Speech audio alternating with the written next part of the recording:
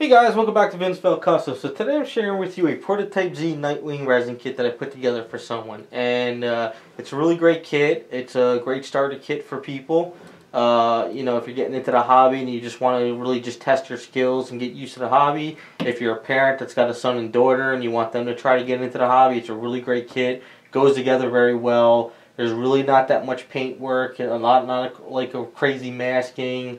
And it's just something really cool. But guys who are more advanced and really want to take their kits to a new level, I actually customized his batons, and I show you how I put them in and out of the base down the video. So it's like, you know, it's a really great kit that you can take it to a whole new level, or it's something you can just get used to it and just start yourself into the hobby. So it was really straightforward. Basically, I painted up in a nice pearlized blue.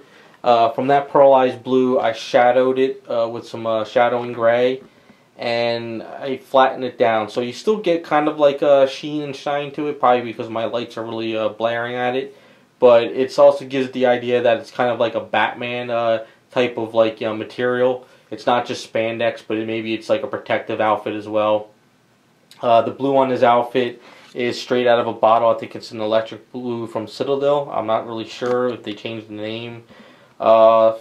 Flesh tones are Garage Kit's Flesh. The hair is actually black with some brown shading on it. It might not show up in the video, but I didn't want to just do straight black. I want to give a little bit of a brown tint to it. So that worked out pretty cool. Basically his boots are same black as the mask. It's kind of like a leathery boots, but as these cuffs, as you can see, it's a little bit different. Those cuffs are like I call it like a Batman metal. What it is, it's a black with some gunmetal, and I mixed it together, and I kind of mixed the gunmetal on after the black, and it gives it like this idea that it's kind of like a metallic metal, but it's black, so it kind of fits the Batman vibe. So I really wanted to give difference to all his like outfit instead of just straight black. So like I say, if you're new to the hobby and you just want to just paint them all black just to get used to it, go for it. But what I wanted to do was make the outfit one piece, the boots another, the cuffs another, and just kind of run with it and make it different. So that's what I did with that. And of course for the base, as you can see, it's a really worn building with some bricks, you know, just basically old school, just worn, and he's on top of the building. And I just had some fun with that. I was just not really thinking about it too much, just kind of painting it, getting the colors in, washing it, you know, dirtying it up, weathering it, and just keep running with it and having fun. So that's what I did with that. Now, two things about the kit was the batons, but how I got them into the base. Now, if you're going to make them as a one-whole solid piece, you can get away with leaving the base that was sculpted over here alone. But what I wanted to do is I wanted him to come in and out of the base.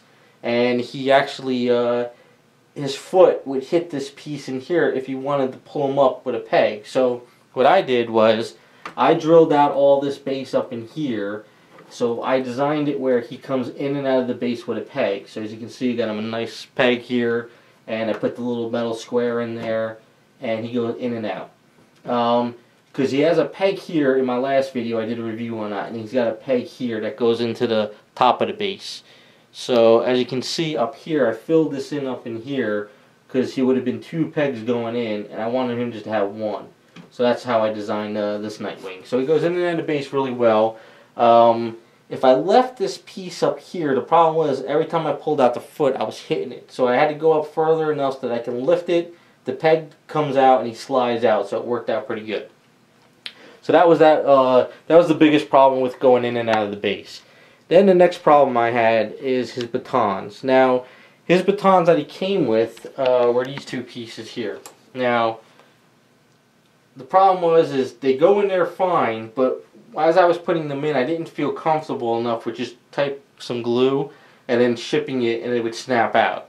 And I really just didn't like the idea of, as I drilled it in, as I was trying to put the pieces in, they were kind of like warping and they weren't going straight. And it's just, that's what happens with resin. So I contacted the client. I was like, look, can we do something different with the batons? I really don't feel comfortable with adding these in, and I want to try something different. So he's like, okay, well, we got any ideas? So I said, well, why don't we put a straight metal rod going through, and then I can add stuff on the ends. And he's like, well, I really want batons kind of like the electric ends on them, and he sent me some pictures.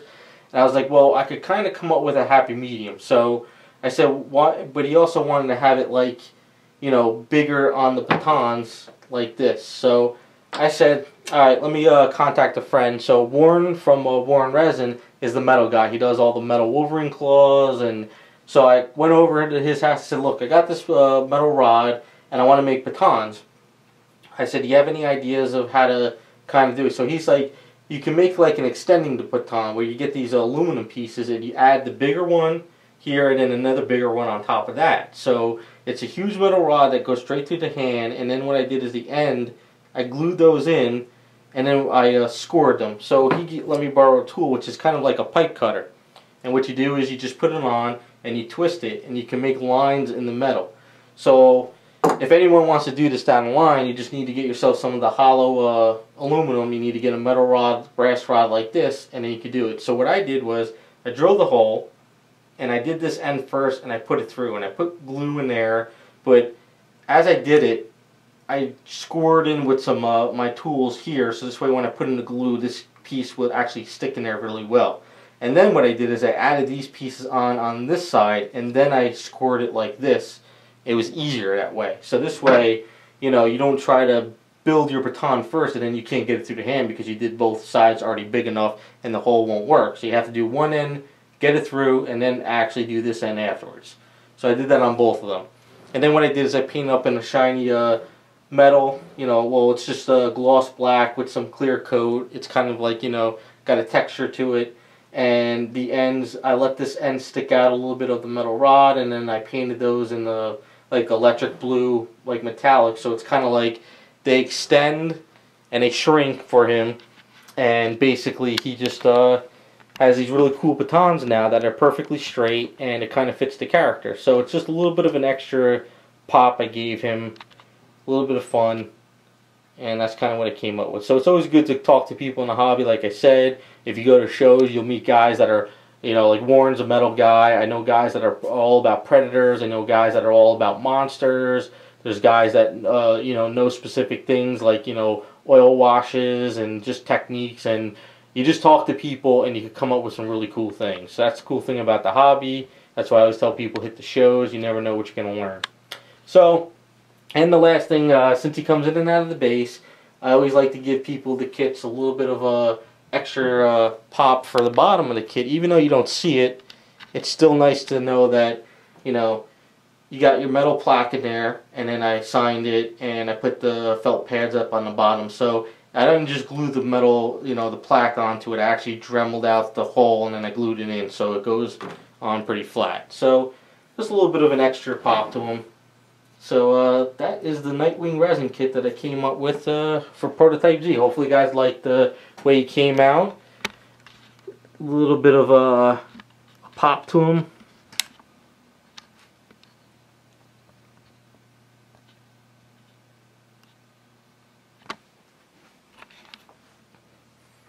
And the most fragile piece about shipping now is the hair. So I don't have to worry about the batons coming out or breaking or snapping or warping or anything like that. So the only problem is this. So that's going to be easy to wrap up, and it works out pretty good. So there you go. So thanks for watching, and we'll see you next time.